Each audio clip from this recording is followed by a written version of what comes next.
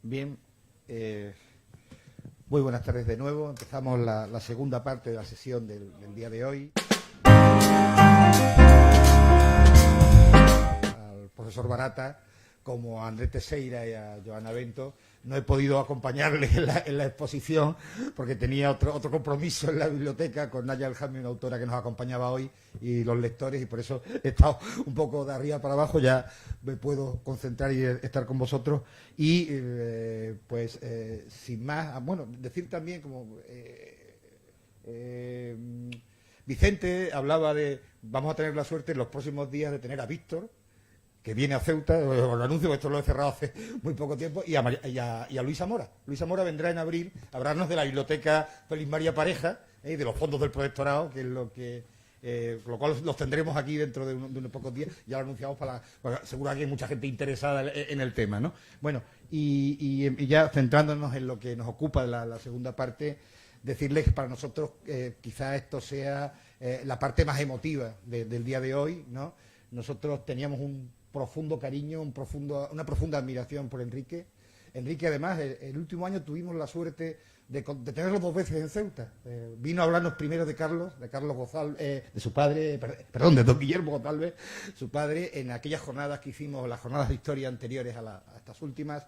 Y luego, en esta misma sala, tuvimos unas magníficas jornadas sobre Bizancio, donde Enrique estuvo, y el día siguiente compartimos la visita a la Puerta Califá, al Baluarte, en fin.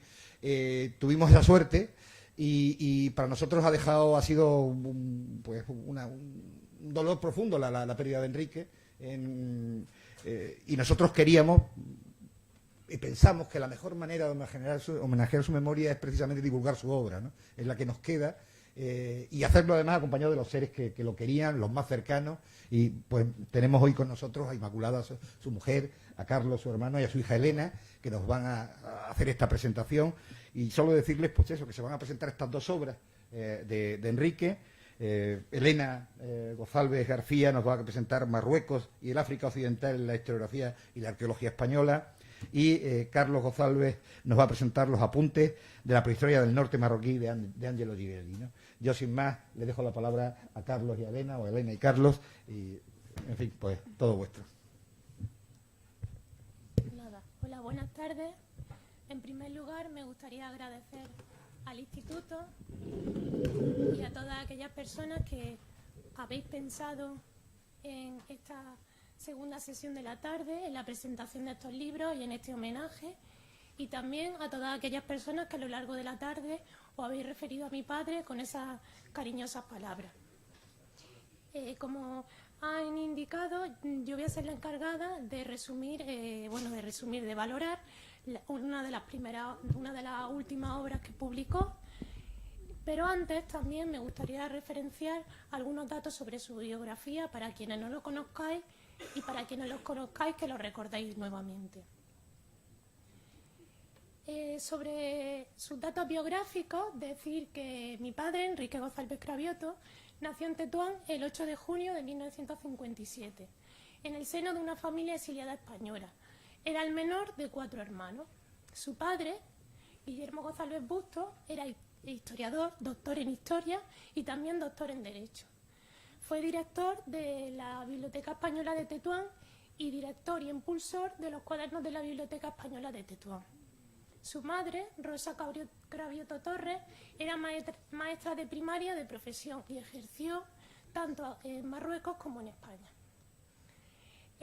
Mi padre empezó el curso de licenciatura de Derecho y de Historia en el año 1974 en la Universidad de Granada, licenciándose finalmente tan solo de Geografía e Historia, con sección con una especialidad en Historia Antigua en el año 1979. Lamentablemente falleció el pasado 12 de julio del año 2018 en Granada. Sobre su trayectoria docente e investigadora, deciros que en el año 1980 obtuvo por oposición libre una plaza de profesor de secundaria y que desde ese mismo año hasta el 2007 ejerció como profesor de enseñanza secundaria en varios institutos de la provincia de Granada. Entre ellos, por ejemplo, el de Huetortájar, donde además fue director. En el año 1987 obtuvo el título de doctor en Historia Antigua por la Universidad de Granada, con una tesis dirigida por el profesor Mauricio Pastor sobre la economía de la Mauritania tingitana. Esta tesis, 10 años después, en el año 1997, fue publicada por esta institución, el Instituto de Estudios Ceutíes. Desde el año 2005 fue miembro académico correspondiente de la Real Academia de la Historia, también por esta ciudad, por Ceuta. También fue miembro de distintas instituciones, como podría ser el Centro de Estudios Históricos de Granada y su Reino, el Instituto de Estudios Ceutíes o el Instituto de Estudios Meliñenses. Y también fue miembro de distintas asociaciones científicas, como por ejemplo la Asociación Española de Orientalistas, la Sociedad Española de Historia de la Arqueología o la Asociación Interdisciplinar de Estudios Romanos. En el año 1997 obtuvo la plaza por oposición de profesor de titular de Historia Antigua en la Universidad de Castilla-La Mancha, con sede en la Facultad de Humanidades de Cuenca.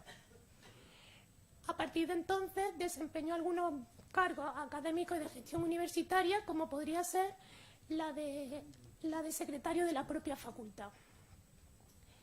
Poco tiempo después obtendría la acreditación de catedrático de Universidad Española. No obstante, la tardanza en salir su plaza le impidió que pudiera ejercer este cargo. Sobre su investigación, todos sabréis que se habría desarrollado sobre temáticas históricas muy diversas, que iban desde la prehistoria hasta la historia moderna. Si bien sus estudios se centraron fundamentalmente en la historia antigua y la arqueología de Marruecos y de algunas zonas de la península ibérica, como podría ser el territorio manchego. Más concretamente, me gustaría destacar su estudio de los fondos arqueológicos y archivísticos del Museo de Tetuán y de la Casba de Tánger. Pero también, junto a mí misma, estudiamos los fondos numismáticos de los museos de Cuenca, de Albacete y de Ciudad Real. Finalmente, para terminar, me gustaría también destacar que mi padre dirigió distintas campañas de prospección arqueológica en el territorio de Cuenca y Albacete, y también en el territorio marroquí, en zonas como la de Tetuán, Tánger, Larache y Rabat. Viajes a los que mi tío y yo le acompañábamos siempre que nosotros podíamos. También participó en algunas excursiones arqueológicas en el territorio tunecino y sobre los resultados de su investigación, decir que fue autor de más de una decena de libros, de más de un centenar de capítulos en obras colectivas y de más de 2 centenares de artículos en revistas especializadas. Dirigió también algunos congresos de investigación, sobre todo destacar los organizados por la Universidad de Castilla-La Mancha y la Universidad Internacional Menéndez Pelayo, y también la dirección de las famosas o populares jornadas de Valeria Cóndita en el pueblo de Valeria, en Cuenca. En el mes de octubre su universidad, la Universidad de Castilla-La Mancha, le ofreció un homenaje en el que nos concedieron esta placa honorífica. Bueno, sobre la obra Marruecos y el África Occidental en la historiografía y arqueología española. Fue publicada en el año 2012 y poco después fue presentada por mi propio padre en Granada, en un acto en el que estuvimos todos acompañándole. En el prólogo de la obra, mi padre hace referencia en una extensa página a un resumen sobre el propio libro, pero yo he preferido traeros aquí algunas de las palabras que él colgó en su red social personal. ¿Por qué?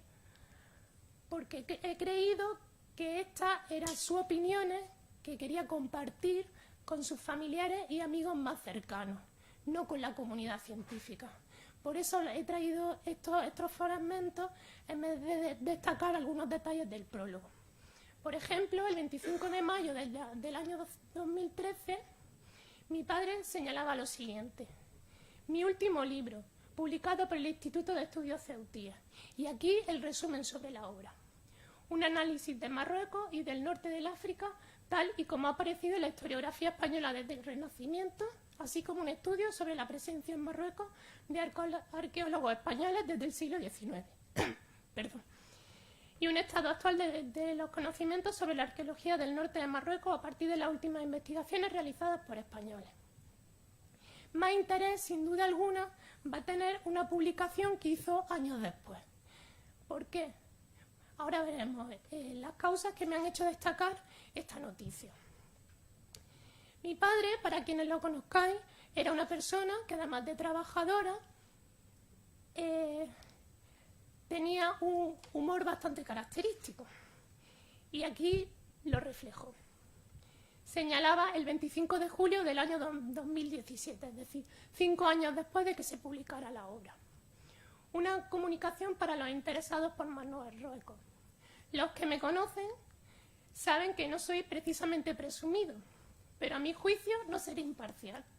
Uno de los mejores libros sobre historia arqueológica de Marruecos ha sido este mío, donde vuelco mucho de lo poco que sé sobre este país, sus raíces y las relaciones hispano-marroquíes, para que vean la opinión que tenía él sobre su propia obra.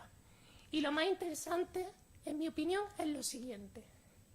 Lo publicó en el año 2012, hace 5 años, el Instituto de Estudios Ceutíes, uno de los organismos que más quiero y al que estoy más agradecido.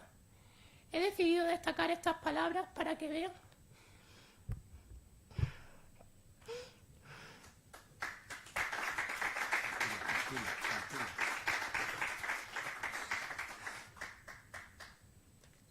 el inmenso cariño y amor que tenía mi padre por esta institución.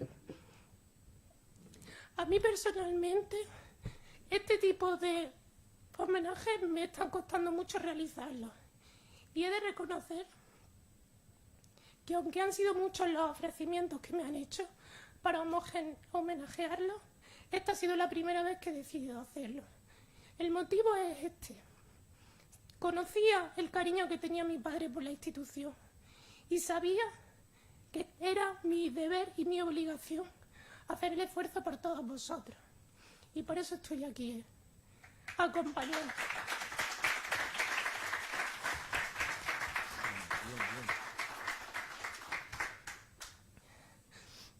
Bueno, gracias.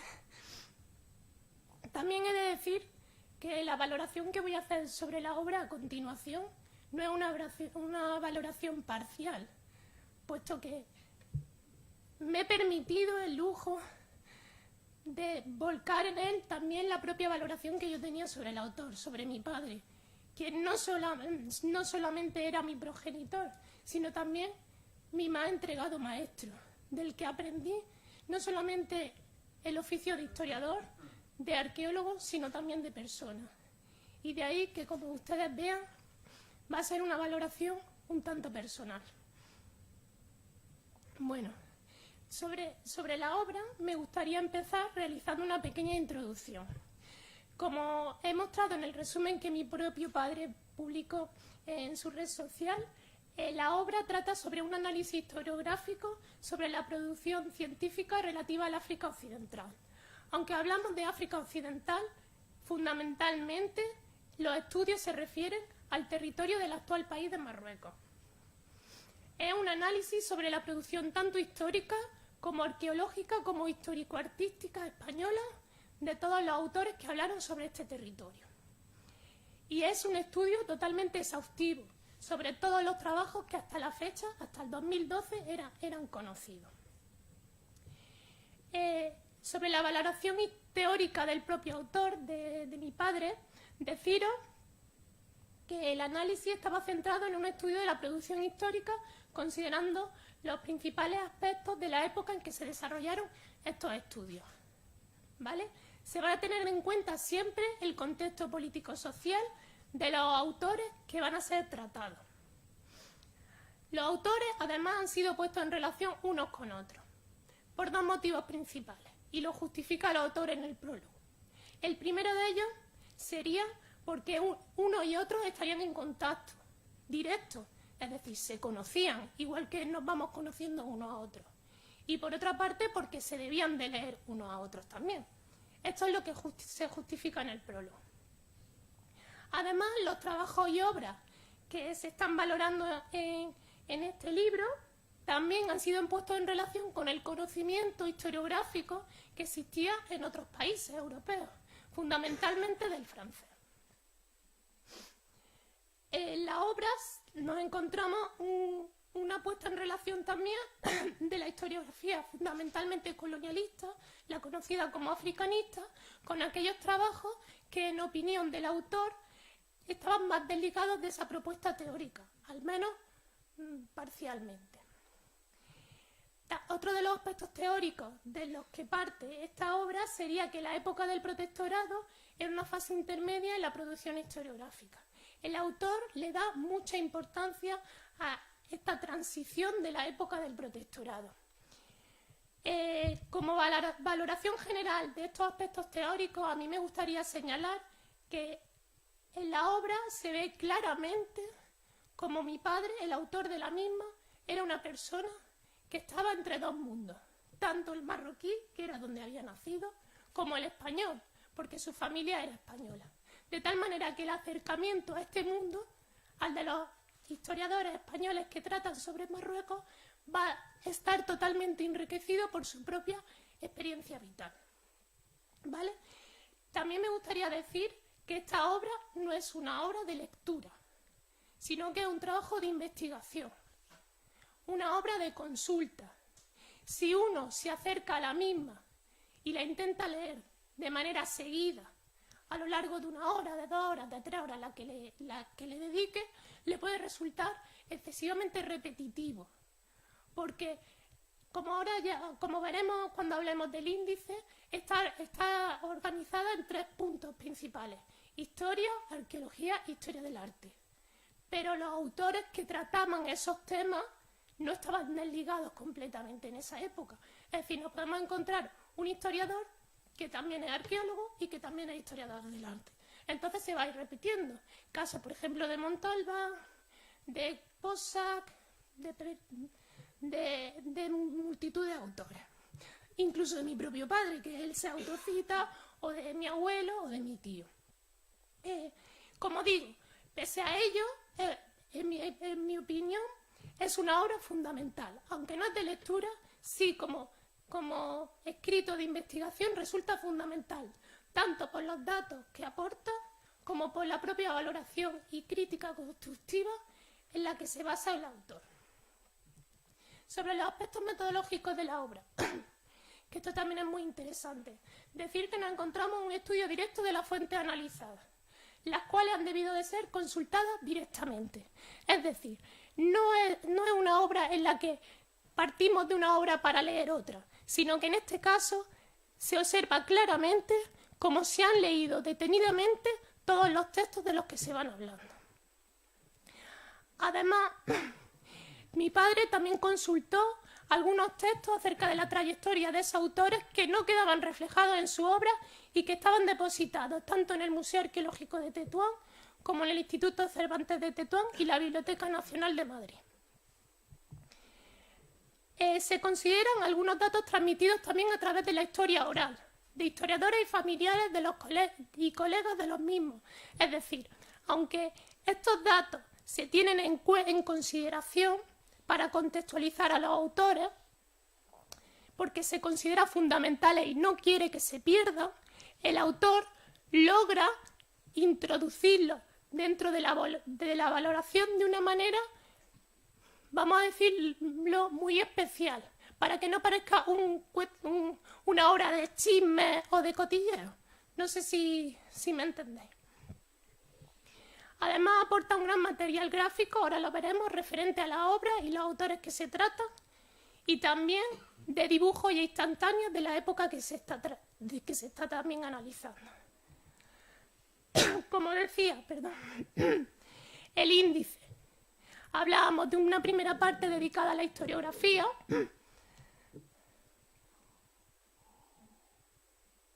destacando a determinados autores.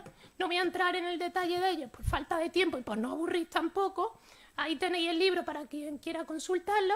Una segunda parte dedicada a la arqueología, y en esta segunda parte también entrarían los estudios de historia del arte. ¿Vale? Aquí tenéis el índice de la obra. Y como decía también, el tema del aporte gráfico, pues aquí lo tenéis, con una gran calidad de imagen de toda la serie de textos que se tratan, ¿vale? Tanto los más antiguos como los más recientes. Y lo que decíamos también del material gráfico referido a las instantáneas o grabados o pinturas que tratan esta obra.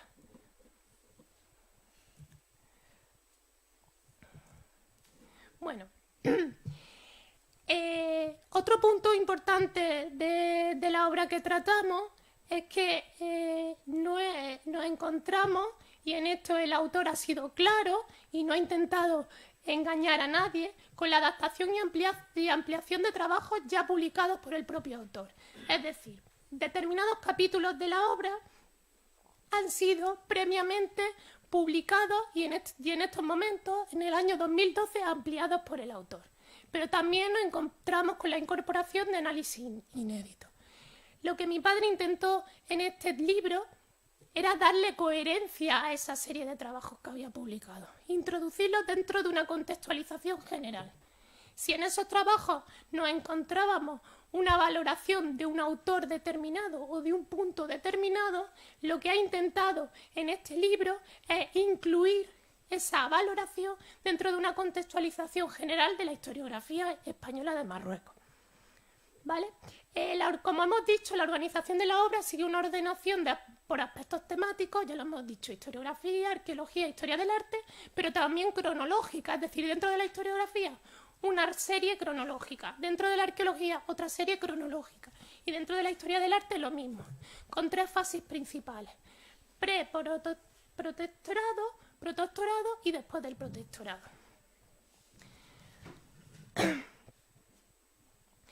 Y para finalizar estos aspectos metodológicos, me gustaría señalar que para el autor siempre ha sido fundamental que cada vez que hacía una valoración de un escrito, de un texto o de una obra en particular, quedara claro cuáles eran las características principales del Marruecos de esa época.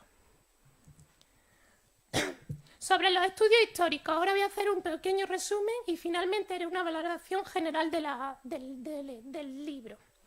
Bueno, deciros que sobre la fase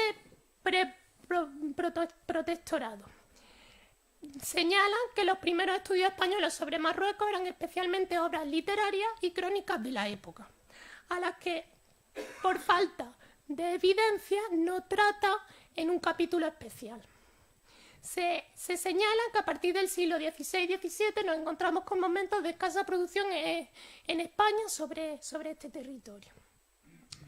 De hecho, el autor señala que el desarrollo especial en los momentos de relación, tanto bélica como pacífica, con España, van a también marcar esa mayor producción historiográfica sobre el Marruecos. En general, se valoran las obras históricas teniendo en consideración una serie de aspectos que van a marcar también la valoración de las obras posteriores. Por un lado, el conocimiento directo del territorio que se analiza, es decir, esa persona que habla de Marruecos o ese autor que habla de Marruecos, ¿lo ha visitado, sí o no? Ese es un punto fundamental que mi padre señala en la obra. Si no se ha visitado, partimos de una base un tanto incorrecta o un tanto parcial de los aspectos que se señalan.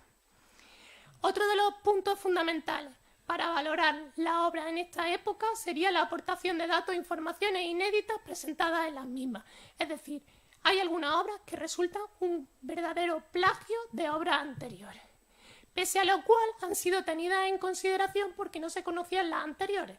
Y aquí nos encontramos un punto fundamental de la obra de mi padre, porque pone en relación unas obras con otras, poniendo de manifiesto cuáles eran plagios y cuáles no. También otro de los puntos fundamentales que tiene en consideración es la posible interpretación coherente de esos datos teniendo en cuenta el avance del conocimiento en la época, sobre todo en relación con la historiografía, con el conocimiento de la erudición francesa. También se tiene en cuenta si esos autores conocían obras anteriores y otro de los puntos importantes será si esos autores presentan sus escritos como obras completas o no de la propia historia de Marruecos. Porque de hecho hay autores que que publican historias de Marruecos sin tener en cuenta ni la prehistoria, ni la historia antigua, ni la historia anterior a la medieval. De hecho, la mayor parte de los autores se van a especializar en esta época en una etapa concreta de la historia de Marruecos, considerando las anteriores como fases oscuras o desconocidas. También otro de los puntos fundamentales va a ser tener en cuenta si nos encontramos con un estudio global o un estudio local y la utilización o no de calificativos despectivos para referirse a la población marroquí. De ahí van a partir de lo que el autor habla como generalización de las interpretaciones colonialistas que ya detecta en las obras de esta época. Estos estudios, como se llega a la conclusión en el libro, van a ser estudios fundamentalmente antropológicos, es decir, hablan de las poblaciones y histórico-positivistas. Es decir, cuando hablan del pasado de esas poblaciones, simplemente se remiten a describirlo, sin que haya una interpretación mucho más general. Pero esto, como todos sabremos, estaba dentro de un contexto historiográfico de la propia época. Vale. A partir del establecimiento del protectorado nos encontramos una mayor profusión de los estudios. Estos estudios tratan de justificar o no el propio protectorado. Normalmente lo van a hacer, convirtiéndose en una herramienta efectiva de propaganda para esta institución. Otro de los puntos que detecta el autor es la utilización del conocimiento histórico para menospreciar la zona francesa, pero también detecta que los franceses hacían lo mismo con la zona española. Es en estos momentos cuando nos encontramos los orígenes de los primeros estudios arqueológicos y de las traducciones más completas. Y esto también es muy importante y está en relación, según el autor, con el propio desarrollo del conocimiento en el territorio, sino que lo hace principalmente para describir la sociedad española del momento, no la sociedad marroquí.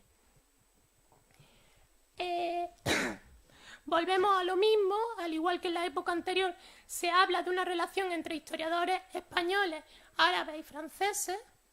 ¿Cuál es la relación? En algunos momentos puede ser más positiva, en otros menos positiva, etc. Y relación entre el africanismo, es decir, el colonialismo español y el arabismo. Otro de los puntos importantes en los que va a destacar este libro, y en este voy a incidir más, es la importancia del reflejo de la historia oral y narrada por estos autores. Este elemento ha sido sistemáticamente olvidado por los historiadores que han tratado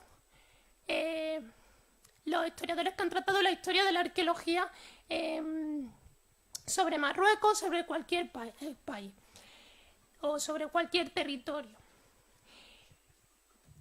Por ello he extraído este es el único fragmento, para no aburrir, que he extraído de la obra, para que veáis cuál es la teoría, cuál es el planteamiento teórico-metodológico de la obra. Y ahora lo intentaré explicar. Primero lo vamos a leer. No es solo la propaganda escrita, en buena parte por el mismo, sino toda la historia oral la que refleja la extraordinaria importancia del personaje que tratamos. En este caso, el africanista Tomás García Figueras. Ahora hablaremos de él. Y esto es importante. La historia virtual puede prescindir de él, haciendo cuentas con el pasado. La historia real no puede hacerlo de forma alguna. Personaje de segunda fila en el escalón militar y de los oropeles del régimen franquista, si se quiere más, aún del ejército africano. Pero desde la historia oral y desde los datos escritos, fue el personaje más importante de la época franquista en el protectorado español. Muchos de nosotros conocemos la figura de Tomás García Figueras, o de sus discípulos, como queramos llamarlo.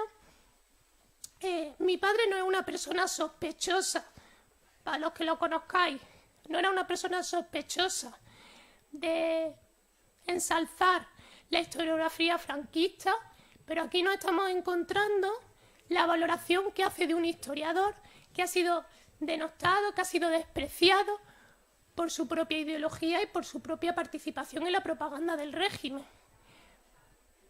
Pero, ¿qué hay de su obra?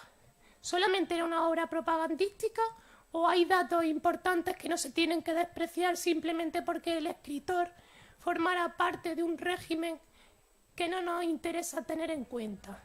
Como él dice, la historia virtual puede prescindir de él. Claro que debe de prescindir de él. Era un historiador franquista, estaba justificando la ocupación.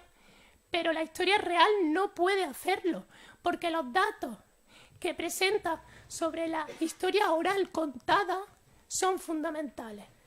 Nos guste o no, son informaciones que se tienen que tener en consideración, ¿vale? Y esta es una de las valoraciones que, en mi opinión, más importancia tienen en este libro. Podemos estar o no de acuerdo con la participación de los autores en un régimen concreto, con el fomento por parte de los mismos de una propaganda colonialista, pero lo que sí no se deben de despreciar, se deben de tener en consideración dentro de su propio contexto. Y estos datos no se deben de perder. Aunque Tomás García Figueras ha sido menospreciado, no ha sido tenido en consideración en muchos libros, los datos que este autor o sus discípulos, todos sabemos la historia tan oscura que tiene este personaje, pero esos datos, esa información no se deben de perder. Sobre lo que ocurre después del protectorado, aumentan los trabajos en los que progresivamente las connotaciones políticas van a tener menos importancia, van a ir desapareciendo, al menos en los primeros momentos es verdad que se mantienen, pero luego desaparecen y nos encontramos una mayor colaboración entre los autores españoles y los marroquíes. También se van a estudiar algunas poblaciones hasta la fecha ignoradas, como podrían ser los judíos o los moriscos, y empiezan a aparecer los primeros estudios fundamentalmente universitarios, entre ellas la lectura de las primeras tesis doctorales. Estas tesis, estos doctorados se centraban fundamentalmente en historia antigua y en historia contemporánea, donde va a interesar mucho del siglo XX.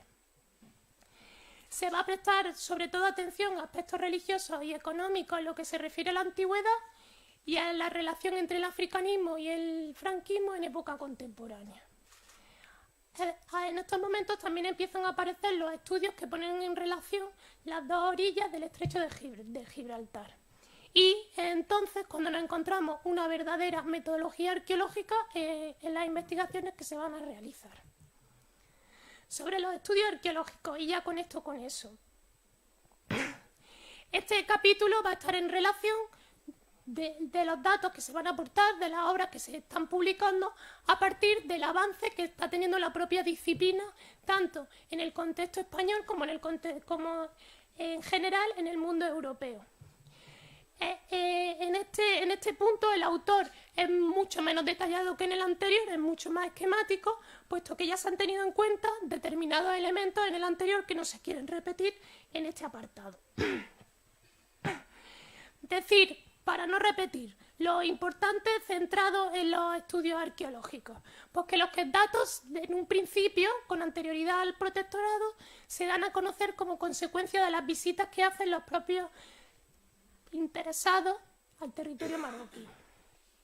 Importancia también van a tener los agentes consulares, es decir, esos diplomáticos que estaban aquí destinados, y las informaciones principales, pues restos megalíticos, restos de mosaicos, epigrafía latina, etc. Se estudian algunos yacimientos, como podría ser Lixus o Volúbili, en la ciudad de Ceuta, Melilla o Nador. Durante el protectorado, en estos momentos, según la valoración que presenta el propio autor, los estudios arqueológicos de los autores españoles contrastan enormemente con los franceses, que en estos momentos tienen una metodología mucho más depurada. Las actuaciones van a ser muy lentas. Se van a fundamentar sobre todo en los yacimientos que se observan como que están en peligro de destrucción. Recordar, por ejemplo, no sé si lo sabréis, que el ISU se convirtió en una verdadera cantera para la construcción de obras públicas. Además, nos encontramos en estos años las primeras valoraciones cronológicas sobre determinados restos. Fundamentalmente los romanos, los prehistóricos va a costar un poco más. Y también los primeros estudios numismáticos de las manos de Gómez Moreno y posteriormente Mathieu Llopis. No obstante, los estudios sobre algunas temáticas, especialmente prehistóricas, continuaban siendo muy antiguos y se encontraban totalmente desfasados.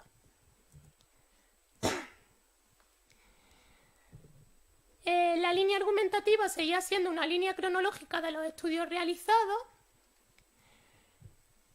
Mi padre, en este caso, en el caso de la arqueología, tiene muchos más datos inéditos, entonces va a contrastar los resultados que se están dando y que han sido publicados con aquellos que él ha consultado en las memorias de excavación inéditas. Y ahí también es un punto interesante de la obra porque se están aportando datos inéditos. Bueno, importante también, por ejemplo, será la organización de algunas campañas de excavación sistemática en Tamuda, Lisu, Mezora, etcétera, que se empiezan a depositar los restos en el Museo Arqueológico de Tetuán y que se empiezan a publicar las primeras monografías. Poco a poco nos encontramos una mayor modernización de la disciplina arqueológica, sobre todo en los últimos años del protectorado. Por ejemplo, con una introducción de nuevos planteamientos teóricos metodológicos, ahí tenemos la famosa línea de investigación del estrecho del Círculo del Estrecho. Luego también la valorización de una secuencia histórica más completa, por ejemplo, ya se está hablando del mundo fenicio púnico, mauritano, etcétera. Y la puesta en conocimiento en la comunidad científica europea de los resultados obtenidos en las excavaciones de excavación, en las campañas de excavación, perdón. Después del protectorado nos encontramos ciertos abandonos de los estudios españoles en las primeras décadas, si bien a partir de la década de 1980 empiezan a desarrollarse mayores excavaciones y mayores publicaciones sobre los resultados de las mismas. Sobre los estudios artísticos, aquí voy a ir todavía más rápido porque lo que se le dedica es menor espacio, un menor número de páginas. Con anterioridad al protectorado, los estudios españoles van a ser muy escasos y se centraron fundamentalmente en los monumentos árabes de Ceuta, Tetuán y Rabat. Importancia nuevamente de los viajeros, si ya lo constatábamos en el mundo de la historiografía y de la arqueología, en el mundo del arte pues no podía ser de otra manera que ocurriese así. Durante el protectorado nos encontramos con una gran relación entre los autores que hablan de obras artísticas con los que hablan de los restos arqueológicos. Nuevamente esa preocupación por el deterioro de los monumentos y el traslado de los materiales al Museo Arqueológico de Tetuán. Como veis, son características que nos encontramos tanto en el mundo de la arqueología como de la historia del arte. Y nuevamente lo mismo. Tras el protectorado hay una serie de años en los que hay cierto abandono de los estudios y a partir del año 1980 empiezan a desarrollarse de nuevo con mayor profusión. Bueno, perdón. Sobre la valoración final de la obra. Decir que, como he dicho, no puedo ser totalmente objetiva en este caso, pero a mí me parece un escrito bastante novedoso, sobre todo porque lo he contrastado con otras obras y con las publicaciones de mi propio padre anteriores. Entonces he visto que no solamente hay una adaptación, sino que hay una modernización de datos y se ponen en relación con nuevas memorias de excavación consultados. Sobre los aspectos teórico-metodológicos nos encontramos un estudio fundamentado en la teoría de la historia de la arqueología. Es decir, se tiene en cuenta el contexto de aparición de la obra, la propia obra y los datos que se están aportando. Si son objetivos, si son subjetivos, pero además si a día de hoy nos pueden servir para el conocimiento histórico.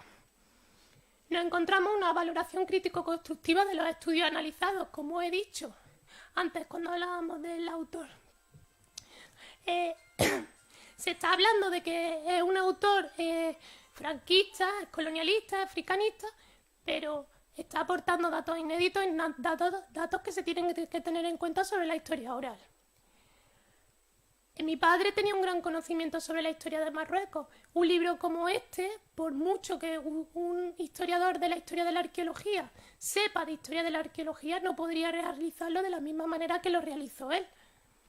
Y finalmente me gustaría decir una idea, que este libro presenta un gran conocimiento historiográfico por la cantidad de textos que se analizan, pero también un libro histórico que nos habla de un conocimiento acerca del contexto en el que se publicaron esos trabajos. Y como vengo insistiendo, también un conocimiento acerca de los hechos que esos trabajos analizan. Es decir, es un texto historiográfico, pero también es un texto histórico. Y sin más, dar las gracias por su atención.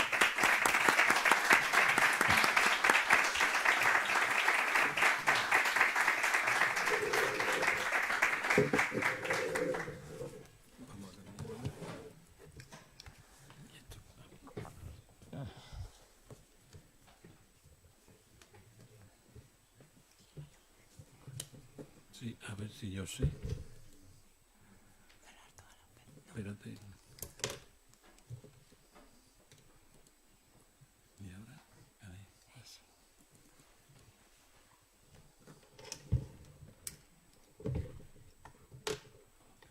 aquí.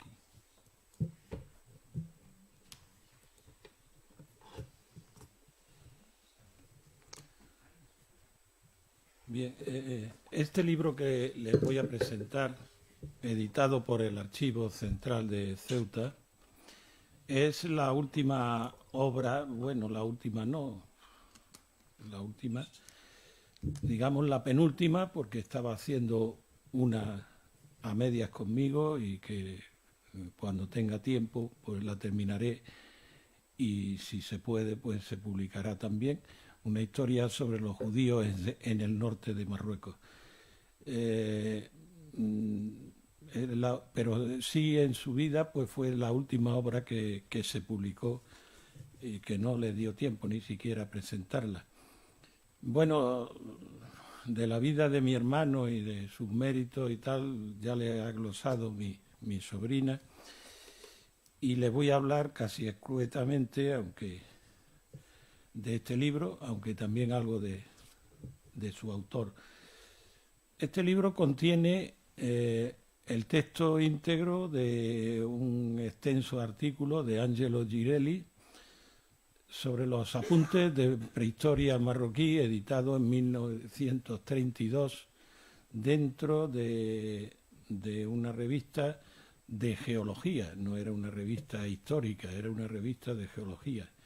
Pero todavía en esta fecha, pues los prehistoriadores no sabían dónde situarse, si en la geología o en hay buscadores de fósiles que son prehistoriadores, hay naturalistas que estudian mariposas que al mismo tiempo se interesan por la prehistoria. La prehistoria no estaba muy bien definida todavía en estas épocas. Pero ¿quién era este Angelo Girelli? Angelo Girelli era era un personaje italo-español, es que como no veo, sí, y ahora dónde le doy para seguir, mejor ahí, sí. Era un personaje italo-español, aunque luego se hace totalmente español, que era un aventurero que recorrió todo Oriente, recorrió, en fin, recorrió el mundo entero, antes de afincarse en Tánger, que se afinca en 1907. Realmente después formó parte del primer servicio de inteligencia civil, creo que se hizo en España, que fue cuando la guerra del Rif, el servicio de información que inició Ricardo Ruiz Orsatti, y que en la zona oriental, en la zona Rif, pues el que lo dirigía, digamos, el segundo de a bordo, pues era este Angelo Girelli, que además luego tuvo muchos problemas porque era muy aventurero, se metía mucho en territorio enemigo, digamos, pero al mismo tiempo tuvo muchísimos fallos y tuvieron, muchas equivocaciones. Incluso en una ocasión dijo que Adelcrin estaba muerto cuando estaba vivo, en fin. Tiene una vida bastante interesante. ¿De qué vivía? Pues vivía en esta época de informante, pero era esencialmente periodista y articulista. Escribía en periódicos, escribía en revistas, y hay quien pues habla de que tenía nada más que 4 libros. Tenía bastantes más libros, publicó bastantes más libros, que ahora veremos algunos de ellos a continuación. Los estudios de arqueología marroquí los hace sobre todo entre el 27 y el 30. En el 30 publica un artículo muy bueno sobre Mesora, pero muy bueno, tan bueno que no ha sido casi superado actualmente sí, por supuesto, pero hasta hace muy poco, y todavía hay incógnitas de cosas que vio Girelli, que cita, luego hablaré de algunas incluso, que todavía pues son desconocidas porque él las vio y hoy día no existen en Mesora, en el Corolla túmulo de Mesora. Y luego también publica en 1931 un pequeño artículo sobre un túmulo de Benimadán que ya había encontrado Paul Palary cuando había estado por aquí, y es en 1932 cuando publica los apuntes de prehistoria norte marroquí. Como ven ustedes en el índice, que está al otro lado, pues realmente las páginas que ocupa esto son pocas, con los análisis que realiza mi hermano sobre esta obra, y más que sobre esta obra en sí, que también, pero sobre todo sobre la historiografía de la prehistoria en Marruecos, que además los termina con unos apéndices que luego veremos, totalmente muy interesantes, a pesar de que es imposible casi muchas veces en 3 páginas resumir lo que decía y lo que dice mi hermano en este libro en esos apéndices. Bien, aquí ven ustedes algunas de las obras de Angelo Girelli, que algún biógrafo suyo ha dicho que eran 4 nada más, no, son muchas más, y sobre temas muy diversos, porque era una persona muy culta, y muy entendida, e incluso hasta en arqueología, las cosas que dice para hacer esta fecha, pues estaban muy centradas y muy eficientes. Hacía libros sobre todo sobre la etnografía, no estaba en esta época muy desligada a lo que era la historia ni a nada de eso. Su obra fundamental, pues, y que más es conocida, es la del El País Bereber. aquí tienen ustedes una relación de sus obras, por lo menos a las que yo he podido llegar a conocer, que son muchas, muchas más de 4, como dice algún historiador, e incluso hay 2 que no están publicadas, que están en manuscritos. Y ahí tienen ustedes en donde se publicó estos apuntes de prehistoria, en las notas y comunicaciones del Instituto Geológico y Minero de España. Que no, ya les digo que en esta época la prehistoria pues no era casi ni considerada historia. Bien, ¿qué estudios hace Girelli? Pues Girelli lo que hace es un resumen en realidad, pero un resumen muy bueno de lo que se sabía de prehistoria en 1932 sobre Marruecos. Y se dedica a alguna cuestión especial en algunos yacimientos. Los cita todos, prácticamente los que se conocían prehistóricos en su momento, y se centra en algunos, como por ejemplo la cueva de Mugaret el Alilla, que fue excavada durante los años del Tánger Internacional por el cónsul americano de Tánger, y luego siguió más o menos de Strange excavándose durante otros cuantos años. Y en esto había unos personajes, por ejemplo, ahí hay un personaje curiosísimo y que merecería una biografía, que es la princesa Rupoli, que era una aristócrata de nacionalidad americana, pero de origen italiano, en fin. Tánger tenía unos personajes muy, muy curiosos en esta época. Esa cueva de Mugaret de la Lilla, que estaba en Ras al-Shakar, para que ustedes me entiendan mejor, junto a las grutas de Hércules, ¿no? Eso lo conoce todo el mundo, ¿no? Ras al-Shakar a lo mejor no lo conoce nadie, pero esto está al lado de las grutas de Hércules. Aquellas cuevas que están hechas polvo, tal como pudimos comprobar. Bueno, ya estoy yo equivocándome, quítame esto, échalo para allá.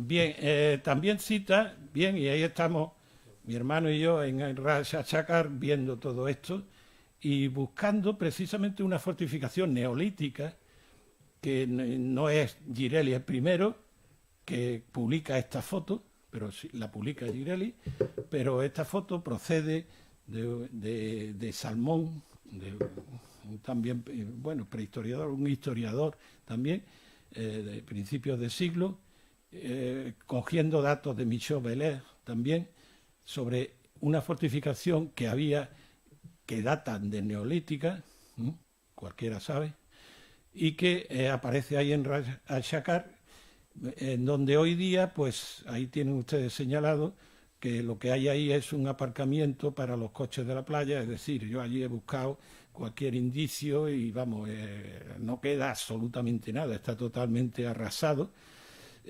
Pelayo Quintero habla de estos restos también, los cita muy de paso, y incluso dice que hay restos de 2 torres y tal, pero hoy día ya les digo que no queda nada.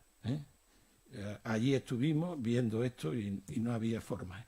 Porque realmente en los últimos años, pues, mi sobrina, mi hermano y yo, pues hicimos un equipo de prospección que nos íbamos todos los años, una semana o 2, a prospectar por Marruecos, porque además mi hermano estaba haciendo, que ya eso ya no se terminará porque realmente entiendo yo poco de eso y no lo puedo seguir sus pasos en eso, pero estaba haciendo un gran estudio de prehistoria de Marruecos y estábamos allí haciendo prospecciones,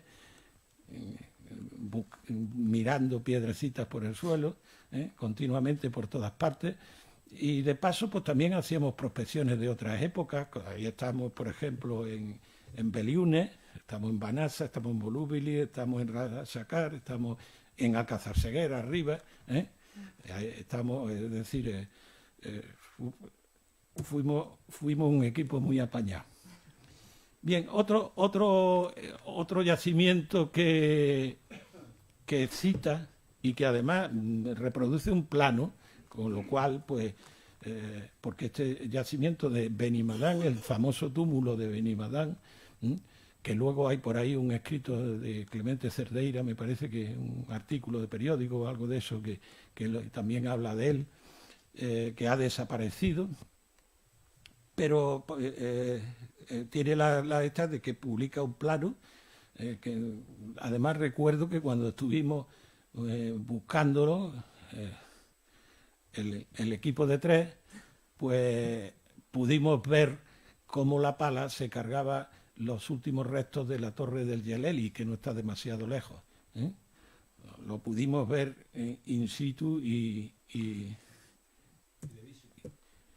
en fin. Bien, otro yacimiento que le dedica, incluso publica 2 fotos, el de Cudi al Mal. Este yacimiento en parte está desaparecido, puesto que las tumbas también estuvimos buscándolas y no las encontramos. Pero sí encontramos un curiosísimo santuario de Cazoletas, un santuario de Cazoletas allí en Cudi al Mal, que publicó mi hermano en la revista Acros, de la cual tienen ustedes ahí una foto, una alineación de cazoletas como si fuera para hacer luminarias hacia un altar, en fin, algo curiosísimo y además inédito.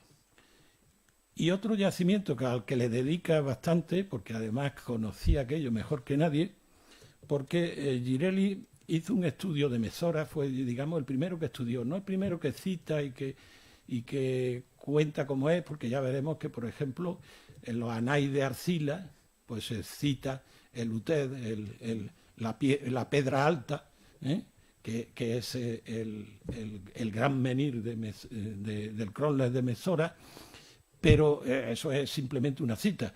Pero el primero que habla un poco, digamos, unas cuantas frases sobre el tema es Sir Arthur de Capelbrook, que es un viajero inglés del siglo XIX, que ya hablaremos de él, pero el primero que hace un estudio científico, entre comillas, de Mesora es Girelli, antes de que Montalbán lo excavara, iba a decir escarbara, pero está mejor dicho escarbara, que excavara. Sí, lo que hizo Montalbán fue una verdadera barbaridad, pero bueno, eran los conocimientos que se tenían en aquella época, ¿no? Pero Girelli hace un estudio en el cual, por ejemplo, pues porque coloca esos signos y habla de otros signos y habla de otras piedras y habla de que había una puerta y eso desapareció. Ni Montalbán lo cita, ni se ha citado después y se han buscado y tal igual. Da la casualidad de que esos signos que estaban ahí los encontramos, estando allí los encontramos. Pero lo que sí se vio claro, y además mi hermano pues lo dice ahí, es que algunas de los menires alguien en algún momento los ha cambiado de sitio. No me pregunten ustedes por qué, ni cómo, ni cuándo, pero alguien en algún momento lo han cambiado de sitio. Es más, también, si nos fijamos en las fotos antiguas a la Pedra Alta, del menir, y ahora la piedra está tocada también. La piedra está tocada. ¿Quién, cómo y cuándo y dónde? No se sabe. Pero los menires están cambiados de sitio referente a como lo dijo Girelli, y efectivamente creo que tenía razón Girelli, porque Girelli tuvo una pugna enorme con este otro, con el otro, César Luis Montalbán, porque César Luis Montalbán era comisario de excavaciones y Girelli quería excavar Mesora. La había estudiado aquello, había visto Mesora, veía que aquello tenía un potencial enorme, que además incluso se veía que aquello iba a ser la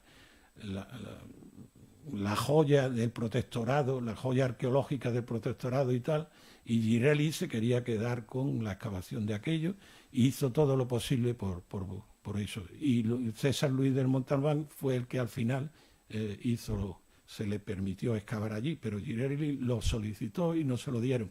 Y creo que también, yo creo que Girelli hizo alguna excavación también, sin permiso ninguno.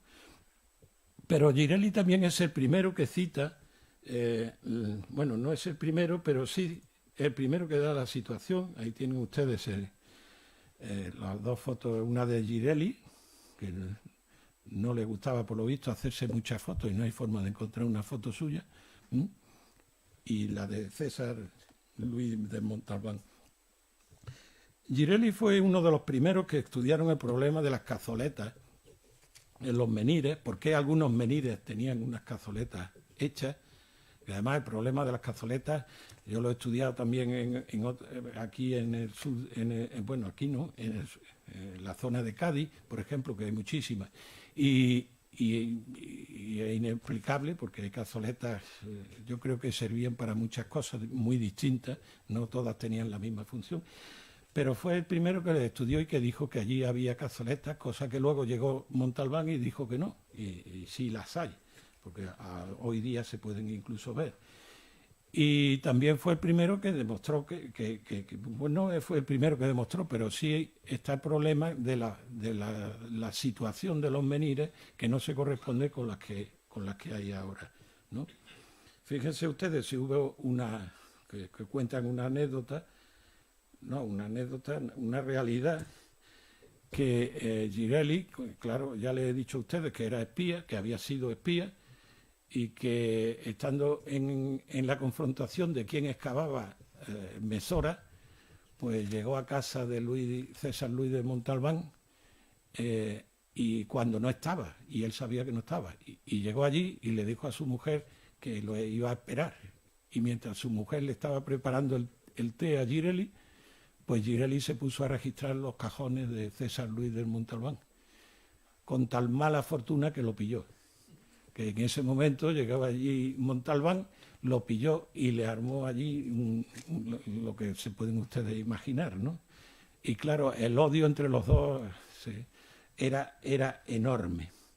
Bien, el referente al estudio del Paleolítico, pues la obra ya ha sido totalmente superada. Fíjense ustedes la diferencia entre unos años y otros, pues se ha duplicado el conocimiento de lo que es de los yacimientos del Paleolítico. En fin, Girelli lo que hace, pues una pequeña historiografía de la arqueología prehistórica del norte de Marruecos. Y por otro lado, pues una síntesis de esos yacimientos ya conocidos, aportando las conclusiones más importantes de otros autores. La importancia de su trabajo radica en que algunos de los autores que cita son de muy difícil consulta. Son americanos, ingleses, en fin, y son muy raros. Y él hace un buen resumen de sus trabajos. Su bibliografía es bastante exhaustiva, aunque no cita los trabajos del sacerdote Francesco Heller, no sé por qué, ni los de César Luis de Montalbán, que sí sé por qué, claro. Y ustedes se pueden imaginar, no los cita, ¿eh?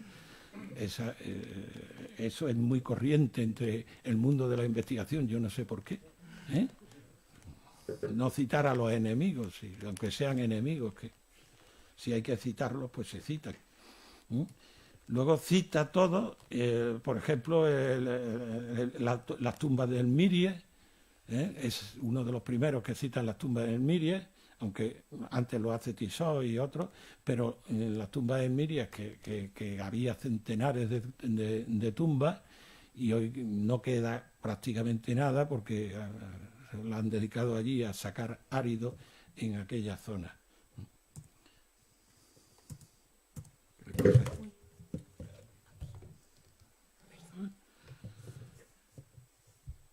Bien, como les decía, el libro tiene dos apéndices que son muy interesantes, aunque muy cortitos, y su lectura se le queda a uno con la miel en los labios, por lo menos a mí.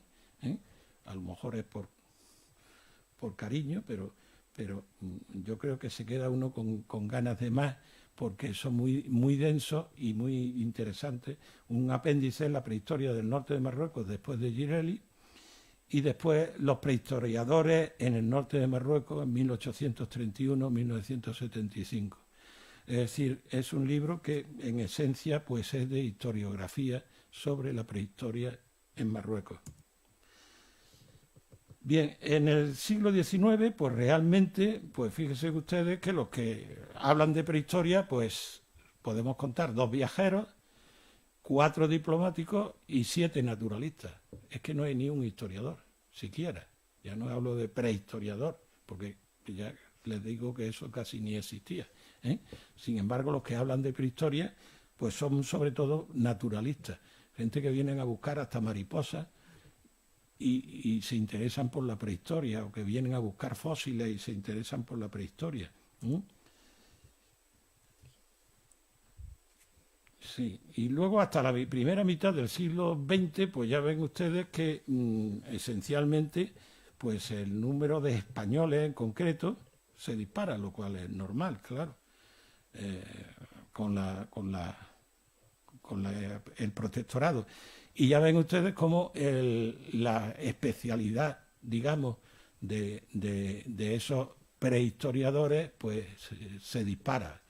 Hay naturalistas, historiadores, arabistas, hay de todo tipo y condición que se dedican o que en un momento dado pues nos hablan de prehistoria y nos aportan datos sobre la prehistoria del norte de Marruecos.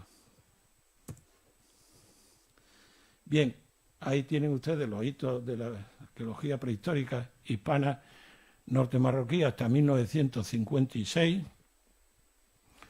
que se hace bastante por parte de prehistoriadores, incluso hasta de universidad española, hasta esa fecha, entre los cuales, por ejemplo, Posac, nuestro querido Posac, antes de la independencia, pues también hizo trabajos de prehistoria, sobre todo de prehistoria en el Rif. Bien, y aquí tienen ustedes un cuadro valiosísimo en donde se hace una historia de la historiografía prehistórica, que contiene el libro, que vienen todos los prehistoriadores, todos los que tratan de la prehistoria de Marruecos, hasta fechas muy recientes. Bien, realmente todo esto que hemos estado viendo, pues hay desde un romántico, un viajero romántico, como Sir Arthur de Capel-Borque, que habla, el primero que habla con cierta, con cierta densidad de mesora, hasta los curas como el padre César Morán o Pelayo Quintero Batauri, y tienen la primera síntesis de prehistoria del norte de Marruecos. Fíjense ustedes que procede del 1913, nada menos, de Blasquez Aguilera, que también era militar, no era. Bien, después de la independencia de Marruecos, pues se produce el abandono cultural e intelectual por parte de los investigadores españoles, hasta aproximadamente el cambio de siglo, un poco antes. Y por otra parte también la damnatio memoriae, por decirlo de alguna forma, por parte de los investigadores franceses y marroquíes, estoy hablando referente a la prehistoria. Y también incluso podríamos hablar referente a otras épocas. Hay yacimientos, por ejemplo, que ya publicaba Pelayo Quintero Atauri, que luego aparecen publicados como grandes descubrimientos por parte de arqueólogos franceses en Marruecos. Y uno se queda y dice, bueno, es que no se lo ha leído, o es que se pasa olímpicamente, ¿a qué se debe esto, no? Pero sí es cierto que hay una cierta damnatio memoriae por parte de toda esta gente, que como bien ha dicho mi sobrina, podrían ser moralmente, éticamente, podríamos tenerle la consideración que le tuviéramos, pero que efectivamente hicieron una labor buena, mala, se puede criticar, se puede analizar, pero hicieron una labor, de la cual pues habría que partir lo siguiente. Ya digo que tenemos aquí pues los últimos coletazos en la parte de abajo de la prehistoria antes de la independencia, porque esos libros algunos de ellos, aunque los manuales y tal igual, están hechos después de la independencia, pero con todos los datos de la época de la independencia, ¿no? Tarradell, todo lo que escribió era de antes de la independencia, salvo alguna excavación que hizo en Luisu, y Posada, luego, después de la independencia, dedicó todos sus esfuerzos a la Edad Media, a la Edad Moderna, contemporánea, pero no a la prehistoria, que la prehistoria del Rif hizo muy buenos trabajos, pero antes de la independencia. El panorama es muy distinto. El panorama es muy distinto y sobre todo referente al estudio de la historiografía, ¿eh? Ya no está abandonada, ya se hacen muchos congresos, hay muchas universidades españolas que dedican congresos, que dedican medios, que dedican, se dan conferencias sobre historiografía, sobre estos arqueólogos olvidados del protectorado. Se están dando muchas conferencias, se están haciendo muchos libros y se está hablando mucho de todo este tema. Gracias a Dios el panorama es distinto. Porque durante mucho tiempo la arqueología de toda la zona norte marroquí pues estuvo totalmente en manos de los historiadores franceses como Balul, como Souville, como algún que otro, y sobre todo en las páginas del Bulletin d'Archéologie marocain, que se escribían artículos de prehistoria, pero no por parte española. Y realmente en los años después del protectorado, el único que estudia la prehistoria en Marruecos es Enrique, mi hermano, que hizo su memoria de licenciatura, la dedicó al Paleolítico en Marruecos, y que además eso en los últimos años le estábamos ayudando en las prospecciones que estaba realizando para hacer un trabajo más extenso que ha quedado inacabado, porque yo tampoco tengo conocimiento de prehistoria, no sé demasiado.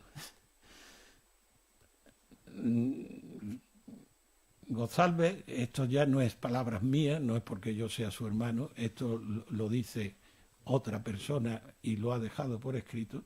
González ha dejado un gran vacío, sobre todo en la década de los... ha llenado un gran vacío, sobre todo en la década de los 70, en los que Marruecos parecía haberse alejado del interés de la Universidad Española y todo lo relacionado con este país era marginado del interés científico. En este panorama, en varios decenios de ausencia casi total del interés español por la prehistoria regional. Y ya digo que no soy yo el que lo está diciendo.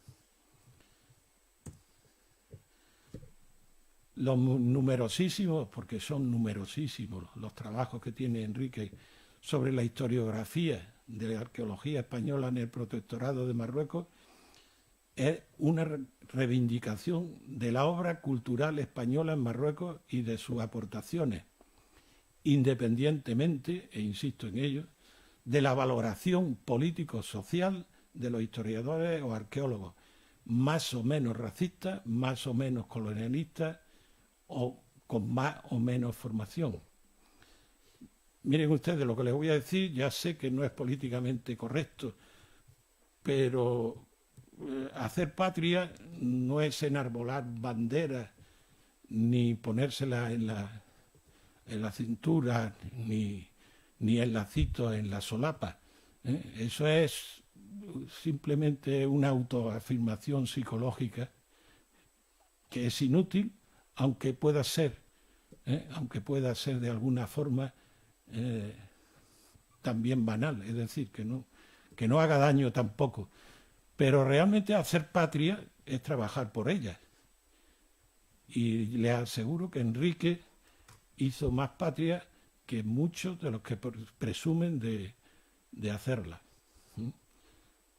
Con esta reivindicación de la cultura española en Marruecos.